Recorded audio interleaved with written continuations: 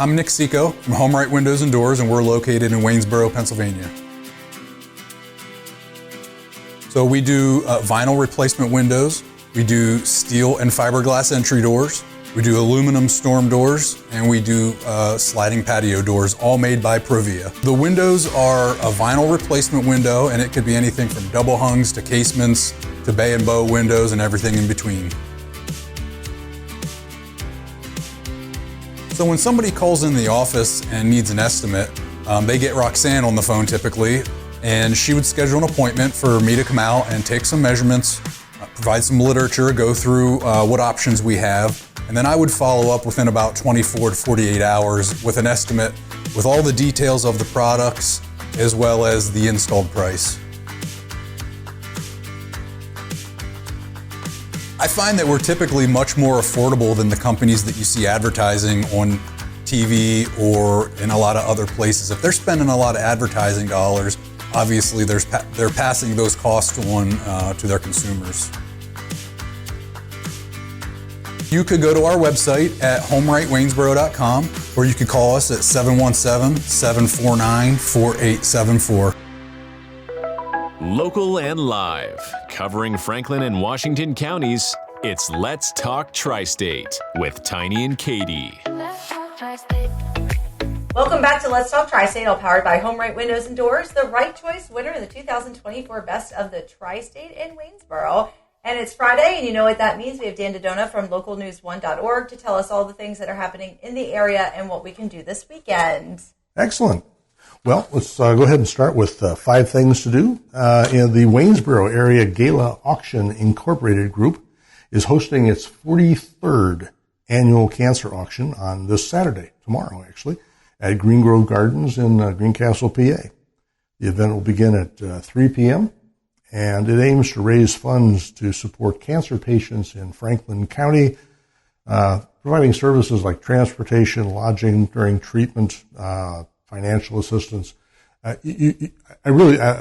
got some experience with this, and it's amazing how the treatment itself is bad enough, but just the logistics of providing support to the people that have cancer is just, it takes a real toll on you. So all this kind of help that they put together, and which they have put together over 42 years now, going on 43, is really, really helpful to people who have to experience this kind of a problem. I know last year they raised over $100,000. It was like 120 or 140? 120. Yeah. It's a really huge event. It's huge. Very successful. And they've literally, just do the math, over 40 some odd years, millions of dollars that they've brought in to support that.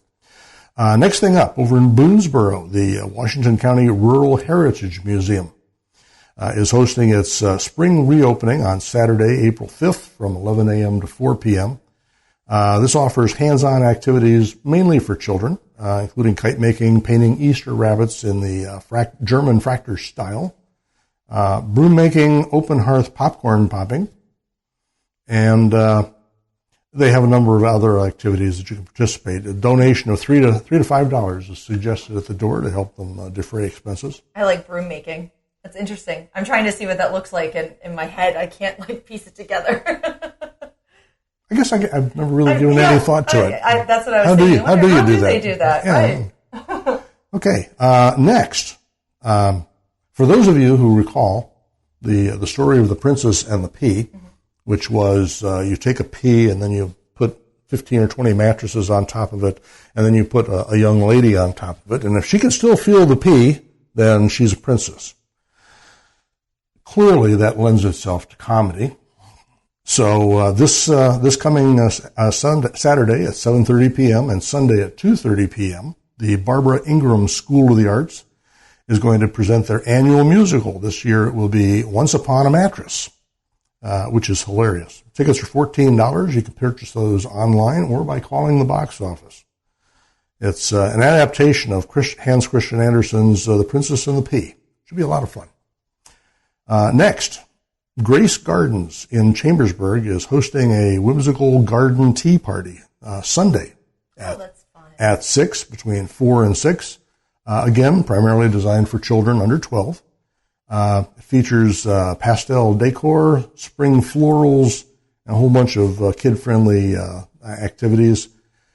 Guests are encouraged to dress up. There will be a photo backdrop available if you want to get pictures of the event. And tickets include access to the greenhouse with a 10% shopping discount. So that'll be pretty good. Kids will love that. I can just see them all dressed up. It's probably so fun and cute. Adults who are accompanying children without participating can attend at no charge, but they will need to reserve seats in advance. And finally, number 5. There's a classical pianist by the name of Frederick Moyer who has a particular skill at playing note-for-note transcriptions of legendary jazz pianists. Well, he has a group called the Fred Moyer Jazz Trio, and they are going to be presenting at the Waynesboro Area Senior High School Auditorium this Sunday at 3 p.m. That'll be located at 550 East 2nd Street. It's part of the Waynesboro Community Concert Association's ongoing efforts to bring high-quality music to the region. There are actually quite a few people in Waynesboro who bring jazz. Andrew Sussman with the Arts Alliance is another one who's, I think we talked about it last week. He's bringing, and some of these people they are world-class jazz musicians. So if you've never had an opportunity to experience this kind of stuff, this is a great opportunity. Okay, that's 5 things to do. Good things. Yeah, good things in the area. The big news this week has been we have been working on the localnews1.org upgrade, which most of you probably don't remember. Back in November of 2021, when we first launched, we slogged our way through all manner of problems. Nonetheless, we're experiencing a lot of that now. Please bear with us. It's getting better by the hour, actually.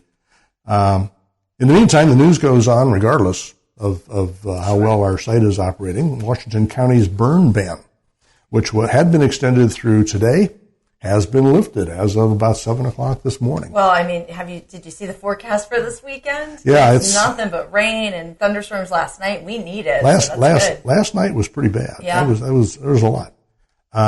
In Franklin County, Mike Ross of the Franklin County Area Development Corporation, who's also a board member for the Penn State Mont Alto campus, sent a letter to Dr. Della Carpini of the Penn State campuses concerning the indispensable nature of the Mont Alto campus. He cited several things, regional and national services that it provides.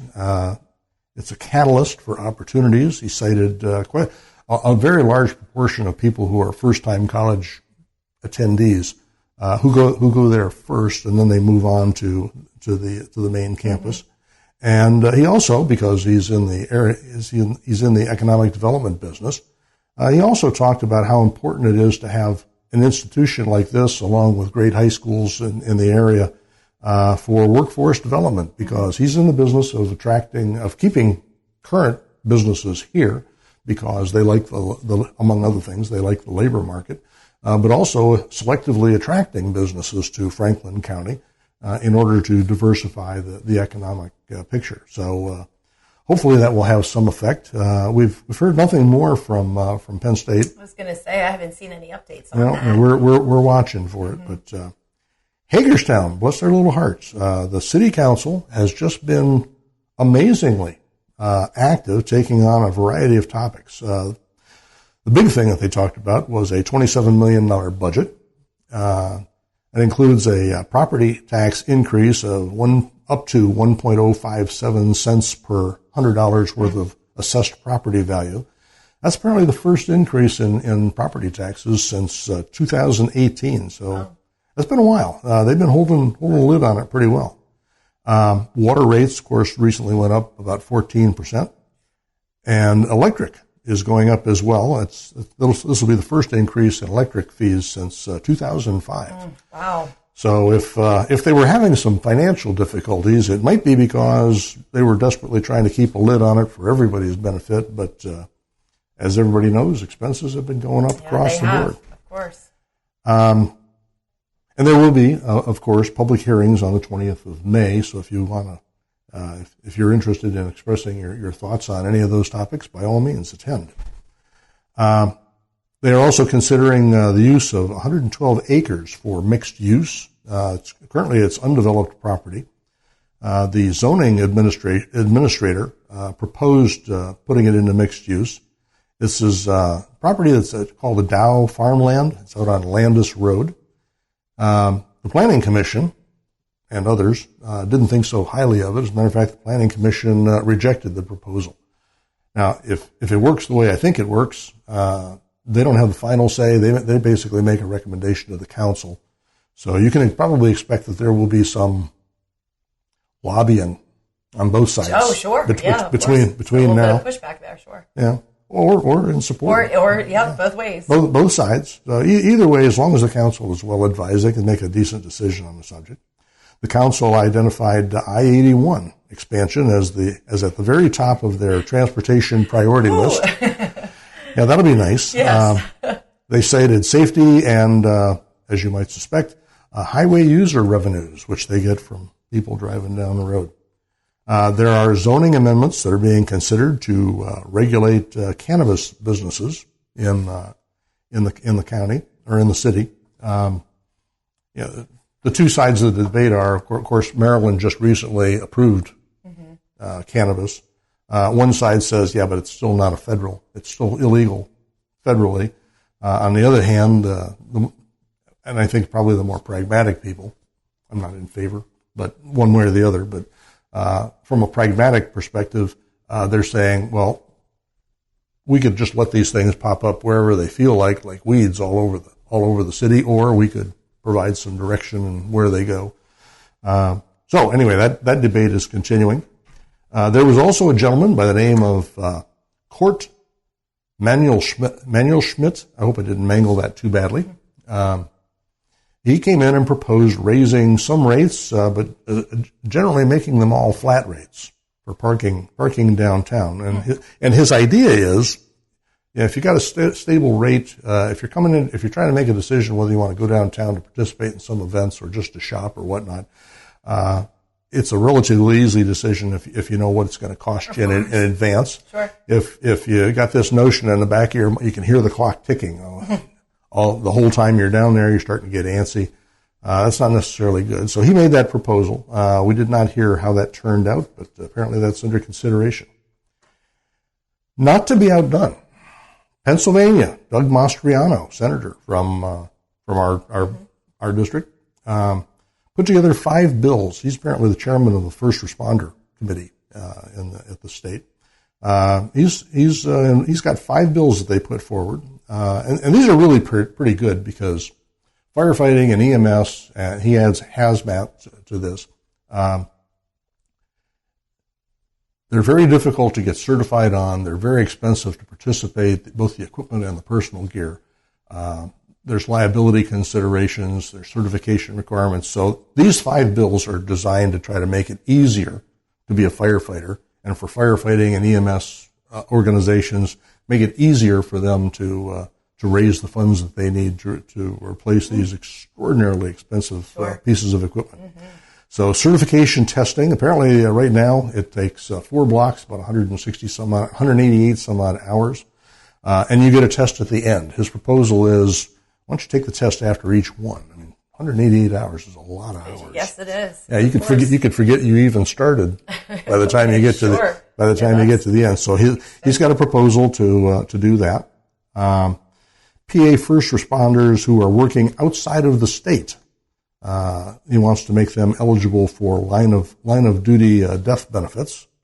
The argument is, if they're Pennsylvanians and they're participating in emergency response, it shouldn't matter whether they cross a state line or not. They're out there doing the Lord's work. If they're Pennsylvania people, right. we want to encourage them to continue doing that. Yep. Volunteer hazmat team members. He wants to make them eligible for a tax credit, which fire and EMS people apparently already have. And he cited the train derailment just over the Pennsylvania-Ohio border about a year and a half ago. But other things in south of Philadelphia, these people are putting themselves at risk under very different circumstances, just like fire and EMS people are. So He's trying to make it easier and for them to participate. He wants to raise limits on the duration of loans, both the duration and the maximum amount of loans, because one ladder truck costs millions, and it becomes a financial burden if you have to pack the payments for that into a relatively short period. So if you can raise the limit and also extend it out to maybe 10, 15, or 20 years, that'll bring down your payments and put less of a cash flow problem on your back. And they also want to give credit for people who come to Pennsylvania and who also have job training in firefighting or EMS or whatnot elsewhere.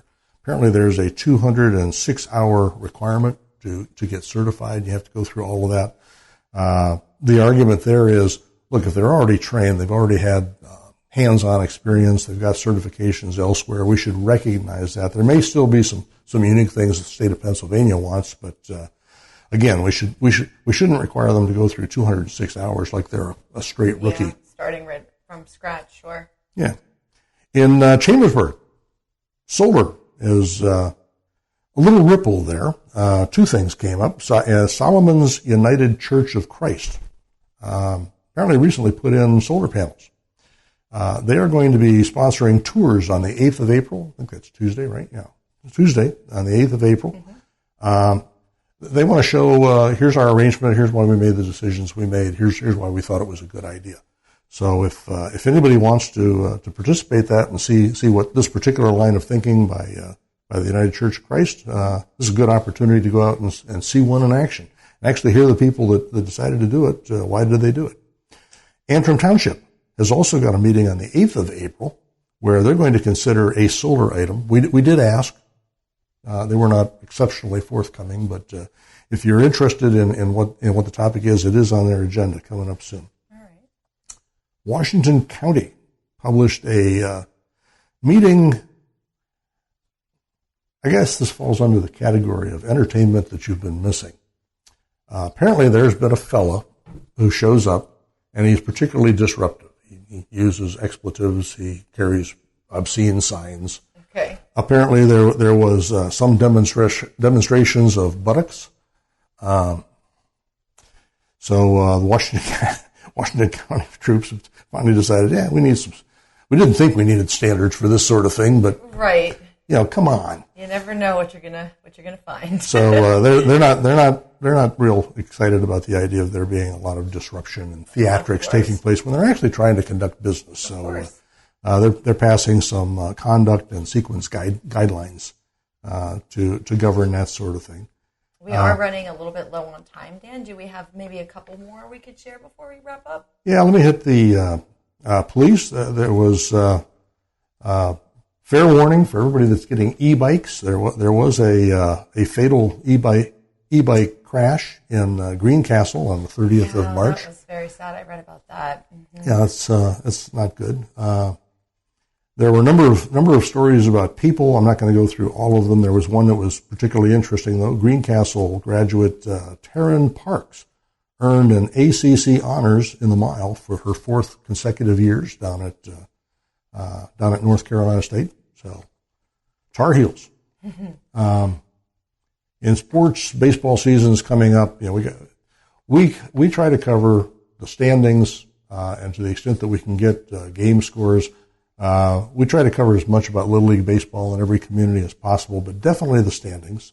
We've got arrangements with Halfway and Federal down in Hagerstown, Fairfield, Waynesboro, and we're working on Chambersburg Suburban. So, and this is both baseball and softball. So if there's anybody out there who is managing a league or is running a league and would like to, we'd love to carry that stuff.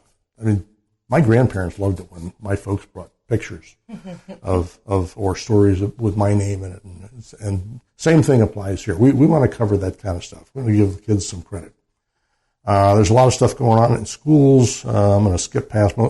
Chambersburg Robotics Club has advanced to the Bots IQ finals in California. They're going to be out there competing against people who participate in robotics nationwide on the 11th and 12th of April. Good for them. Wow.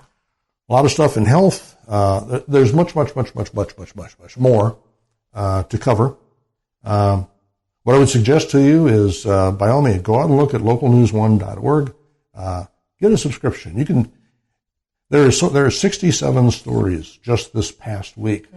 If anybody says, well, I don't know what's going on, well, there's no reason not to know what's going on.